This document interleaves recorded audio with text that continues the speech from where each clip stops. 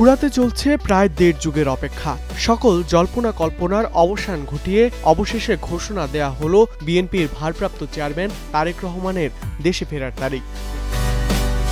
শুক্রবার রাত ৯:৩০টায় গুলশানে চেয়ারপারসনের কার্যালয়ে এক ব্রিফিংয়ে এ ঘোষণা দেন দলের মহাসচিব মির্জা ফখরুল ইসলাম আলমগীর। জানান, আগামী ২৫ ডিসেম্বর দেশে ফিরছেন তারেক রহমান। দলটির ফেসবুক পেজ থেকেও দেয়া হয় এই ঘোষণা।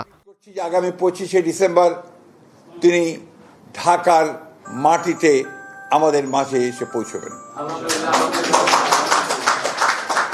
আমরা আমাদের দলের পক্ষ থেকে, সকলের পক্ষ থেকে আমরা তার এই আগমনকে শুধু স্বাগত নয়, আমরা আনন্দের সঙ্গে আমরা সমগ্র জাতিকে জানাতে চাইছি। এর আগে তারেক রহমানের মা বিএনপি চেয়ারপারসন বেগম খালেদা জিয়াকে গুরুতর অসুস্থ অবস্থায় এভার কেয়ারে ভর্তি করা হলে ফের আলোচনায় আসে তার দেশে ফেরার প্রসঙ্গ। মায়ের জীবন সংকটাপন্ন হলে লন্ডন থেকে নিজের ভেরিফাইড ফেসবুক পেজে আবেগঘন পোস্ট দেন তিনি।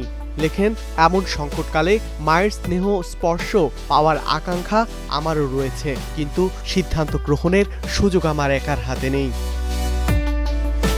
এই পোস্টের পর তারেক রহমানের দেশে ফেরা নিয়ে তৈরি হয় প্রবল অনিশ্চয়তা। বিএনপি মহাসচিবের ঘোষণায় সেই অনিশ্চয়তার মেঘ কাটতে শুরু করেছে বলে মনে করেন দলটির নেতাকর্মীরা। গত বছরের ৫ আগস্ট ছাত্র জনতার গণ অভ্যুত্থানে শেখ হাসিনা পালিয়ে যাওয়ার পর তারেক রহমানের বিভিন্ন মামলায় সাজা বাতিল ও আইনি অব্যাহতি মিলে। এরপর থেকেই তার দেশে ফেরার আলোচনা জোরদার হয়।